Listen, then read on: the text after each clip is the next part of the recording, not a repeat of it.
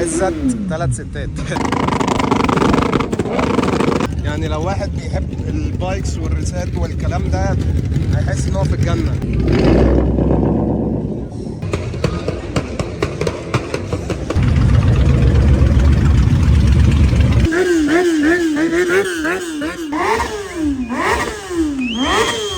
فارس واحد بالصعوبة كده. بصوا نمرة مميزة. يا صباح الفل على الناس الفل، ايه الاخبار؟ عاملين ايه؟ بصوا بقى النهارده فيديو جديد جدا وفيديو جامد جدا من الفيديوهات اللي انا بحبها، لسبب لان بحس ان انتوا اكتر ناس هتستفادوا وهتنبسطوا اكتر مني بكتير جدا. لسبب النهارده رايحين ايفنت، هو ايفنت ميكس ما بين عربيات وما بين موتوسيكلات. اساس الايفنت النهارده موتوسيكلات وبايكات ريسات وسكوترات وكل ما هو له علاقه بالموتوسيكلات، وهي بقى متقسمه باندات وتيمات، فما بالك لما كل ده يتجمع في مكان واحد، بلس شويه عربيات كده على جنب، عربيات معدله، عربيات ستانس. هنتفرج يعني على كل ده. ليه بحب اصور الايفنتات وليه بحس ان دي اكتر حلقه انا بحب اعملها لاجلكم؟ لان الايفنتات لما بتتعمل مش اي حد يعرف يحضرها لاسباب كتير. هي مثلا بتبقى في مكان مش مناسب لكل الناس، يعني هي مثلا اغلبها بيبقى في القاهره، واغلب الناس ممكن واحد مش في القاهره، فان هو يضرب دي يوز عشان يجي يحضر ايفنت ويمشي وبتاع، بيبقى الموضوع مرهق، فما بيعرفش يحضر الايفنت. فبحس ان انا بديله الحلقه دي كانه معاه. لسبب تاني ان ممكن ساعات برضو اسعار التيكتات بتاعت الايفنتات ما بتبقاش مناسبه مع كل الناس، فانا بحس ان انا بعمل لك كده حاجه تبقى مظبوطه بقى مع الناس كلها. انت بقى قاعد في مكانك، مفيش حاجه فاتتك، هتتفرج على الفيديو كانك كنت موجود، شفت كل العربيات، شفت كل الموتوسيكلات، الدنيا قصه. عشان كده دي من الفيديوهات المحببه قوي على قلبي. كفايه كده، تعالوا بقى ندخل في الفيديو وتعالوا نشوف ايه اللي هنشوفه النهارده في الايفنت. يلا بينا. ولو انت اول مره تشوفني فانا محمد خالد، بقدم محتوى عربيات بشكل مختلف، من اول اي حاجه ليها علاقه بالعربيات. لو مهتم بالعربيات المستعمله هتلاقي حلقه سوق سيارات، لو مهتم بالعربيات الاكزوتكس هتلاقي حلقات عربيات اكزوتكس كتير وبنعمل لها ريفيوز وبنروح نصور في مراسي والساحل الشمالي وحاجات اللي عملت ضجه قد كده. لو بتحب النمر المميزه بتاعت العربيات فبرضه هتلاقي نفسك، لان ده اصلا اسم التشانل، ايجيبت برايفت بليد. فابقى خد لفه كده بعد الفيديو واوعدك هتنبسط. يلا بقى نكمل الفيديو ونشوف يوم النهارده هيبقى عامل ازاي. بصوا الزحمة مش عارف باين ولا لا، بس هناك كده في عربيات كتير قوي باركينج. وهو بصوا الليلة الكبيرة، احنا رايحين ناحية الليلة الكبيرة دلوقتي. مش عارف باينة ولا ايه كده، اكيد مش باينة، بس فما علينا. هنلف ونشوف كده الكلام على ايه. بصوا بقى، بصوا كل ده بيلف معانا. بصوا كل ده بيلف عشان ايه؟ يروح الايفنت. يا جماعه بصوا بقى، كنا واحنا بنلف في بنزينه هنا اسمها ادنوك، فلقينا بقى الناس متجمعه قبل ما تخش الايفنت. بصوا تيم البايكرز كذا تيم، مش تيم واحد بس، في حتى تيم سكوترز، في تيم ريسات، في تيم هارليز. بصوا في تيم ريسات هنا، وفي تيم اللي هو العربيه الموتوسيكل اللي هو الهوندا، مش عارف اسمه هوندا ايه، اللي هو بيبقى فيها حاجات كتير قوي. بصوا ده تيم، ده بايك ريسات. بصوا في هنا كمان برضه بتاع ده ليه اسم انا مش فاكره، ممكن لو حد بيتفرج عارفه يكتب لي في الكومنتات. اللي هو بيبقى راكبين في راديو تقريبا، تكييف، يعني بيبقى في قصه كده اكتر من ان هو موتوسيكل او بايك او كده يعني. بس بصوا لقينا تيم تاني واقف غير. بصوا البنزينه واسعه شويه، في تيم هناك اهو، ده اللي احنا لسه شايفينه، وفي تيم هنا اهو، ده تيم تاني خالص ما يعرفوش الناس. والعربيه دي هتلاقيها في الايفنت برضو. بصوا الهارلي، فالبنزينه دي هم عاملينها سبوتاي مارك اب للايفنت جامد الصراحه يعني. بصوا التيم التاني ده ريسات بس برضه، مش عارف اسمه ايه، رود ارو تقريبا. بصوا ريسات ريسات ريسات ريسات، هم عاملين زي سبوتايه ياكلوا ويشربوا ويحلوا بتاع مش عارف ايه عشان يخشوا الايفنت فول تانك، ويفولوا برضه عشان يبقوا فول تانك حرفيا بقى. بص جامد. بصوا النص دايره دي مكملين يعني. بصوا من اول، بصوا المنظر من هنا، بص بص بص بص بص، يكملوا عايزين يقفوا على نص دايره كده. طبعا انا للاسف لا افقه شيء في الموتوسيكلات نهائي، بس كنت عملت حلقه عن افتتاح معرض موتوسيكل، مش موتوسيكل بقى، ريس بايك، كل ما هو يخص يعني. فلقيت ناس عندي مهتميه بموضوع الموتوسيكلات ده جامد يعني، فقلت افرجكم بقى على الايفنت بتاع النهارده ده. الموضوع ده عائلي قوي اكتر من العربيات الصراحه يعني. بصوا بقى احنا داخلين اهو نعمل اليوتيرن عشان نروح كده طريق مصر اسكندريه صحراوي، وهناخد الكوبري اللي بيعمل كده ده عشان يرجعنا. صراحه نفسي اكمل على اسكندريه، نفسي. الجو النهارده حر جدا اصلا، درجه حراره 40، ويوم مفاجئ لان احنا ده يعني في 20/9 النهارده، فاحنا يعتبر في اخر 9، فالموضوع مفاجئ. يعني لو خدنا يمين كده ساعتين نبقى في اسكندريه، بس للاسف هنضطر ناخد شمال، ناخد الكوبري اليوتيرن، نروح الايفنت نشوف كلام على ايه. بصوا ده تيم وصل اسمه جولد حاجه، جولد وانج ايجيبت.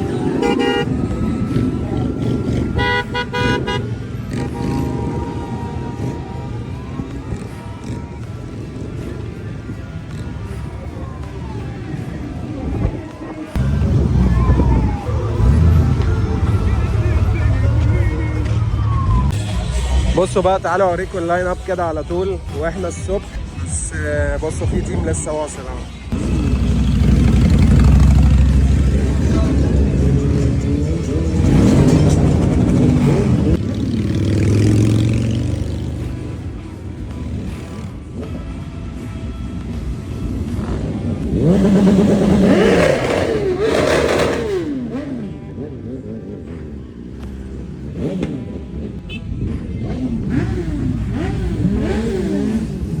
موضوع جامد.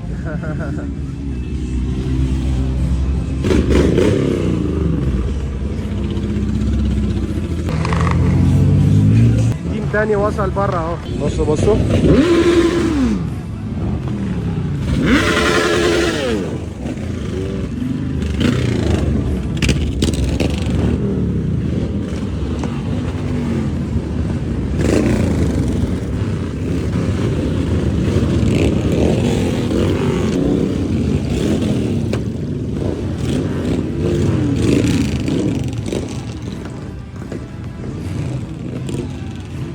تعالوا على ما نروح لهم نتفرج على اللاين اب بتاع العربيات برضو الموجوده.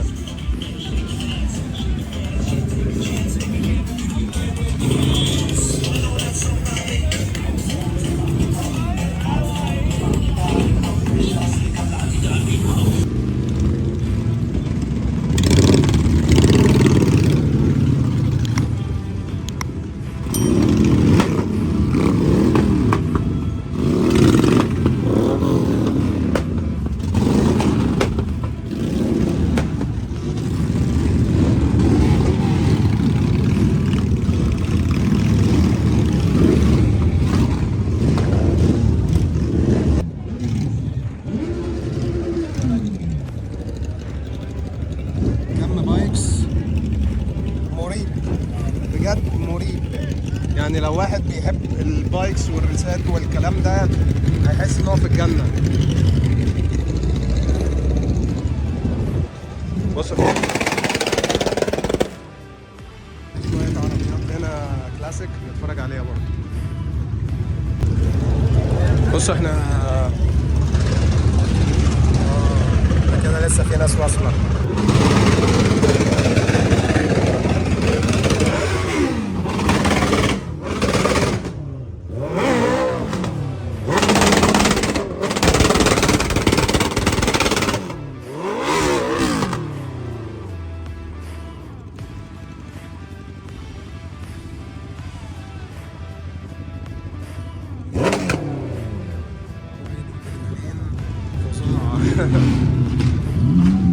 تعالوا بقى نتفرج على اللاين اب كده.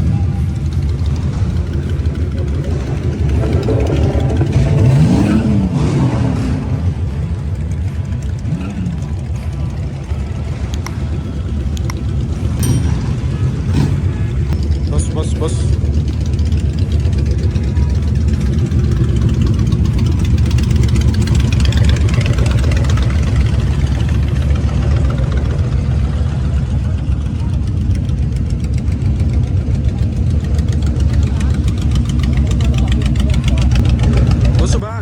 عن الايفنت ده، فالايفنت ده سنوي، ده لثالث سنه يحصل. فكنت باجي طبعا السنتين اللي فاتوا ما كنتش بصور، باجي بتفرج بس. فالمره دي بقى جيت اتفرج واصور. هنا بقى طقم العربيات اللي قلت لكم هتبقى حته صغنططه، عربيات هتبقى ايزي يعني في اللطافه. ده بصوا مثلا معرض اسمه اوتو لاند واخد بارتيشن عربيات وكده، بس هو اللي جاي هنا الاهتمام الاكبر رقم واحد موتوسيكلات. قلت لكم البايكس تيمات، يعني الايفنت اساسه اسمه ده. بصوا نمره مميزه ادم 4 5 جامد. يعني الاساس الايفنت بتاع ناس يعني بتاع تيم اسمه كوماندورز، وكوماندورز بقى عاملين انفايت لبقيه التيمات، زي ده مثلا اسمه دارك فارونز، زي اللي من شويه كان اسمه ايجيبت حاجه، فهكذا بقى. بس فهي تيمات كتير، فعايزين نجمعهم. مثلا ادي هنا دارك فارونز، اوكي، يعني الفراعنه السوداء. وده ادم 4 5 على جنب كده. العربيه دي انا اول مره اشوفها اصلا، هي والنمره، بس جامده. ام 4 طبعا مش كانت باين عليها جدا عشان اتكلمنا في حته الاوريجينال وكده، بس بصوا الجاحد مغطي النمره من قدام، مش مشكله، يلا كله علشان خاطر المعرض وكده. قلنا اللي هو الدارك فارونز واصحاب الايفنت اصلا اسمهم كوماندورز. كده تيمين اهو لحد دلوقتي بتوع بايكس، فعايزين نجمع الباقي بقى عشان نعرف في كام تيم النهارده. اوكي تعالوا بقى نتفرج على اللاين اب بتاع الموتوسيكلات ده هنا كده، عربيات سوري.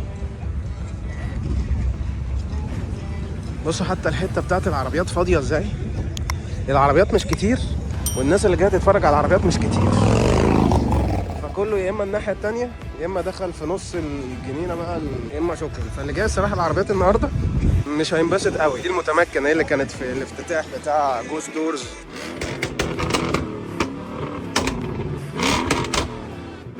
بصوا بقى اللي منتشر بقاله فتره اللي هو لا منه موتوسيكل ولا هو عربيه، ده اسمه سلينج شوت، تمام؟ ده اللي هو راكبين، بيبقى معظمه مانوال بالمناسبه، عجلتين قدام وعجله ورا. وخلي بالكوا ده كهورس باور عالي جدا جدا جدا وسريع جدا جدا جدا. اللي انت تجيب بيه 140 كده انت مش حاسس ان انت جايب اي حاجه، بتحس بصوت الهواء بس، لان هو ايه ما بيتقفلش، بيبقى فيه منه مقفول. فدي من ضمن الحاجات اللي ايه اللي لا منه موتوسيكل ولا عربيه، اسمه سلينج شوت اهو. بولاريس سلينج شوت بالاخص يعني اهو. بصوا بولاريس سلينج شوت. فالحاجات الموجوده. بصوا طقم الكلاسيكس ده، عايزين نتفرج قبل ما الدنيا تضلم. الدنيا ظلمت هيبقى عامل ازاي طقم الكلاسيكس ده، عايزين نتفرج قبل ما الدنيا تضلم. الدنيا ظلمت هيبقى الدنيا وحشه قوي. تعالوا نتفرج على الحته الكلاسيكس. هو بقى حاطط لك اسم كل عربيه والموديل بتاع. عندك هنا دي كامارو 1970، اوكي، حته كده من افلام فعلا الثمانينات مثلا. ده كل ده فلتر هواء بالمناسبه. دي مكتوب عليها ايه بقى؟ كوبرا 1966. بصوا اصلا الموتور قدام عامل ازاي العربيات دي مش تابع الايفنت، العربيات دي بتاعت صاحب المكان اللي اسمه الليله الكبيره اللي معمول فيه. دي فورد ماستنج 73، اوكي، ودي كامارو. بس كامارو كام بقى؟ ايوه اهو كامارو 76 67 سوري، سنه 1967.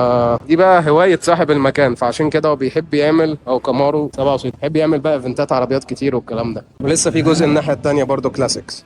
بصوا بقى تعالوا نتفرج على الطقم بتاع الكلاسيكس اللي هنا. عندكم كورفت 1975، اوكي، شبه اللي هناك برضه، فلتر الهواء بتاعها بره. ولاحظوا بقى في العربيات دي، بصوا قدام بتاع الموتور عامل ازاي زمان يعني. عندكم هنا بقى ايه؟ بونتياك. سمعت عن العربيه دي قبل كده، 68 بونتياك. ما شاء الله حالات العربيات يعني زيرو. اوكي، عندك هنا تشيفل باي شيفورليه، عربيه شيفورليه 69، تمام.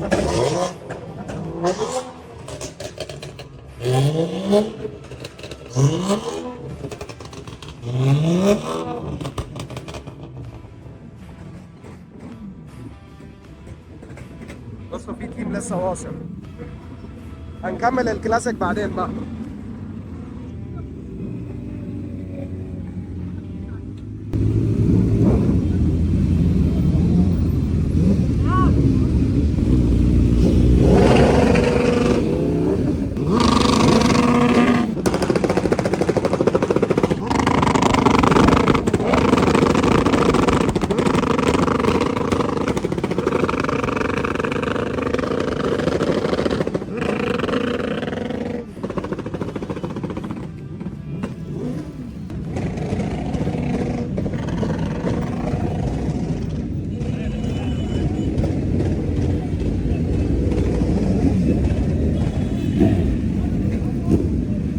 بصوا ده داخل اصلا.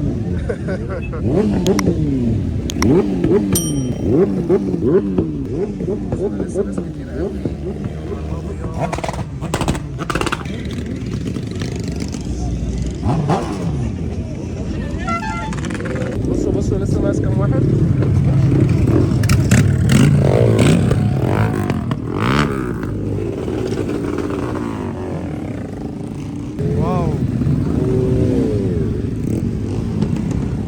حقيقي واو.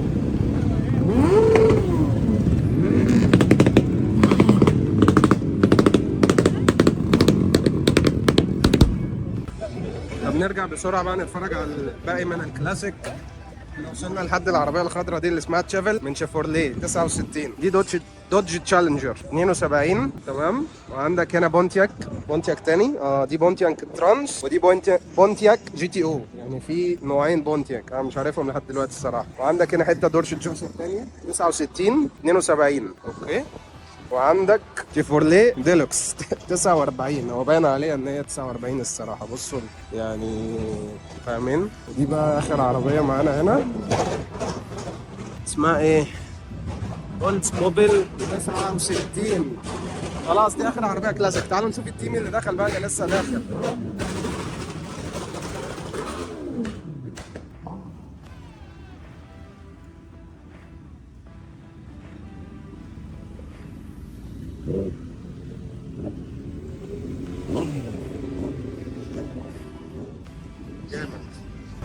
ماشي. بعد بقى ما شفنا الكلاسيك بصوا ده تيم اهو. ده اللي هو كان اسمه دارك فارونز اللي كان راكن هناك. ركنوا بقى وجايين ايه. خلي بالكم احنا كل ده احنا مشينا حرف اليو ده ولسه في هيصه جوه في النص. مش عارف ايه جوه. في مطاعم، في بقى حاجات العاب فاوتشرز بتاع فاهمين. في تيم لسه هيدخل دلوقتي. ده لسه في ناس بتوصل. تعالوا نشوفهم. لا ده لا تيم مش عارف تصدق. تعالوا نشوف لسه دي منين. بص حاطط نمره سعوديه فيك عزت 3 ستات.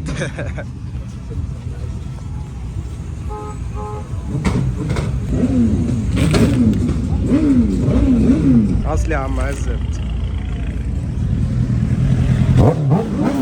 للاسف الدنيا ليلت بقى فعارف ان الكواليتي هتبقى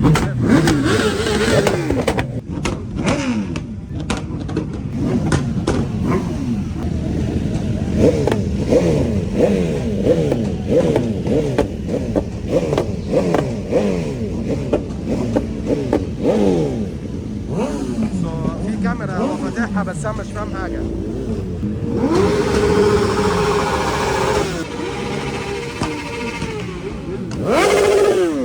هما بيركنوا فين؟ الدنيا جوه اتملت بقالها نص ساعة.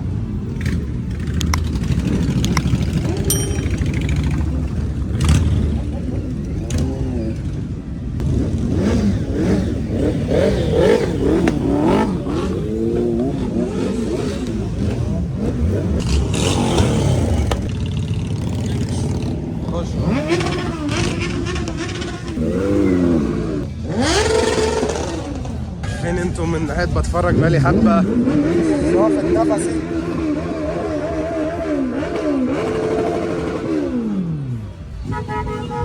عايز اقول لكم احنا كوماندرز الاساسيين بتوع الايفنت احنا كل ده ما شفناهمش.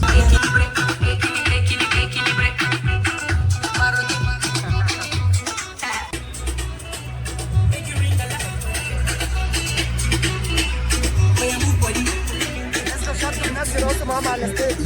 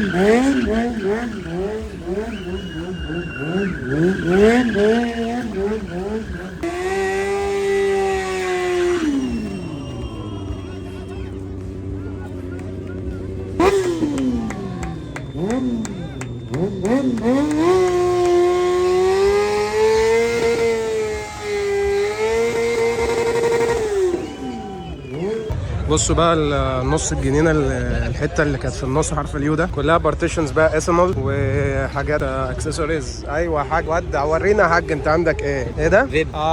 فيبات دات والكلام ده. كيتات ليكويد بريميوم والله. والله دات. كيتات. كل ما هو في الفيب. عالم الفيب قد الدنيا يا حاج. ظهر اسطوري يا باشا يابا خلصانه ستوري جميله. ورينا اسمه ايه بقى؟ محله كفر الشيخ ووفر الشيخ. شحن جميع المحافظات. اوكي ايه ده حبيبي، تسلم جام. اهلا مسا على الرجاله، تسلموا لي. طيران السوق انت في المحله وكفر الشيخ وكفر الشيخ بس؟ شحن عليه في الجامع. اوكي تسلم. احلى مسا يا حاج. وده نبذه عن البارتيشنز بقى زي ما انتم شفتوا كده، فيبات وحاجات كتير. الطهره او الطهران ستور في المحله وكفر الشيخ وكفر الشيخ، وجي هنا في الايفنت في الشيخ زايد. يعني متخيلين بيقول لك شحن لجميع المحافظات. جامد. في هنا مطاعم بارتيشنز، برجريستا مش عارف ايه. فده نبذه عن الحته اللي في النص بقى. بصوا بقى الاجواء الليليه عامله ازاي. بصوا الدخان ده كله ريحه كاوتش محروق مش اكل. خدت بريك انا نص ساعه كده، بس واضح ان في حاجه حصلت. بصوا العربيات اللي فوق الرصيف دي بتطلع ازاي، بيجيبوا لها لمبات وبتاع. ايوه يا ريس. اوف ريحه كاوتش محروق جامده. تعالوا نخش من جوه الزرع يا جماعه. بصوا بارتيشنز افري وير بقى. سماش فيبرز كلاب برضه بتوع فيبات بوزو.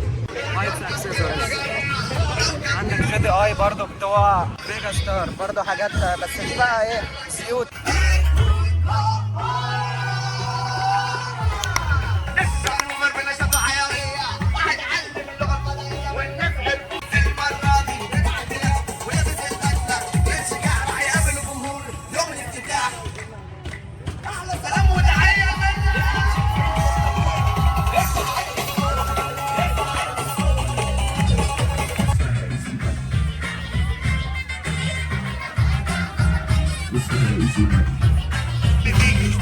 اكتب اغنيه وبحب فيك، اكتب اغنيه وبحب فيك.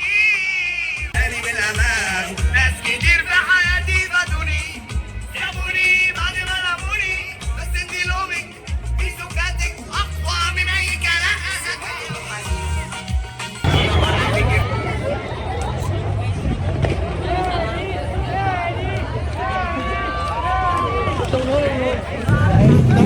ومن هنا عرفنا حاجة مهمة جدا، ان شرموفر اصلا طلع اصله بايكر. يعني هو ما كنتش اعرف ان يبقى في شرموفر النهارده او اي بند، بس هو طلع من الكوماندرز اللي صحاب الايفنت اسمه ايفنت كوماندرز. هو طلع واحد من الكوماندرز، فدي كانت مفاجأة ليا واظن ليكوا برضه، عشان انا ما كنتش اعرف خالص ان شرموفر كوماندر او ان انا اشوفه النهارده اصلا. بصوا البي ام دي النمره الفيك اللي هي عزه الثلاث ستات السعودي. هنا بقى لقينا نمره مصر قدر 4 اتنينات. النمره دي كانت على مرسيدس زمان. قدر 4 اتنينات. بصوا الراجل ده، بس انا خاف اقف قدام الصراحه.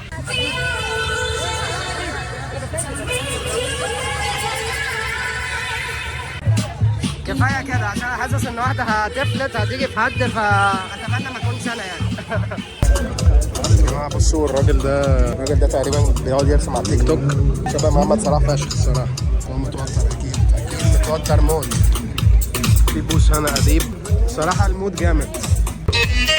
بصوا كل الناس على الستيج زي بيكرموهم وكده. حلو. احنا كنا بنعد في اول الايفنت في كام تيم. بصوا بقى في كام تيم، كل دي تيم تقريبا حوالي 50 تيم مثلا. خلاص الناس بدأت تمشي شوية، بس بصوا الحتة الشلب دي. ده مش ماشي. اوكي ده بيركن فوق، بس ماتش زيادة الصراحة. في طلع بارتيشن كبير عربيات، بس يعني من مجرد ان هي مهمشه جدا انا حتى ما خدتش بالي ان في بارتيشن ده، ما حدش خد باله يعني. بصوا الدنيا هناك زحمه ازاي، وبصوا هنا فاضيه ازاي. عربيات بقى ستانس وعربيات متعدله وعربيات بقى اير سسبنشن متهبطه، نفس اللي احنا نسخه من اللي احنا شفناها في الفيديو بتاع الافتتاح بتاع بصوا ده عامل نمره فيك فارس واحد بالسعودي بس. شويه عربيات بقى ايه، شويه دلع والكلام كده كلها موجوده اهو. بصوا ليله كبيره، ده المكان اللي احنا فيه النهارده. قلت لكم هو ايفنت مش عربيات قوي، حتى في عربيات بس الناس ما اهتمتش نهائي، اهتمت اكتر بالبايكس، فقلت اوريكم برضه.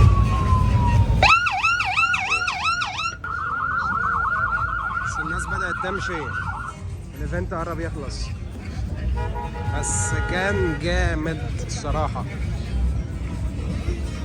بصوا ده فاتح لايف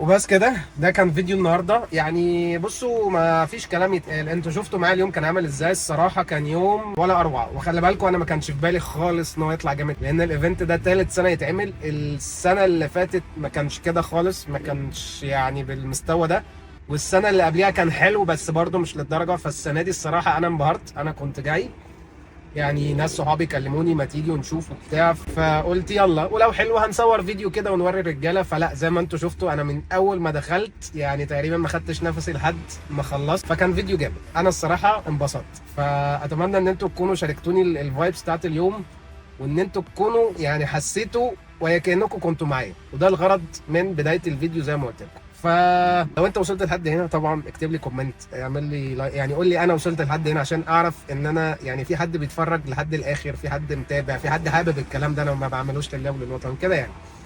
فقولوا لي ايه رايكم في الفيديو، قولوا لي حابين تشوفوا ايه في الفيديوهات الجايه. ما تنسوش بقى جو اليوتيوبرز بقى، فولو ولايك وسبسكرايب وشير وبتاع وبس. فكان معكم بقى محمد خالد من ايجيبت برايفت بليت. اشوفكم الفيديو الجاي، سلام.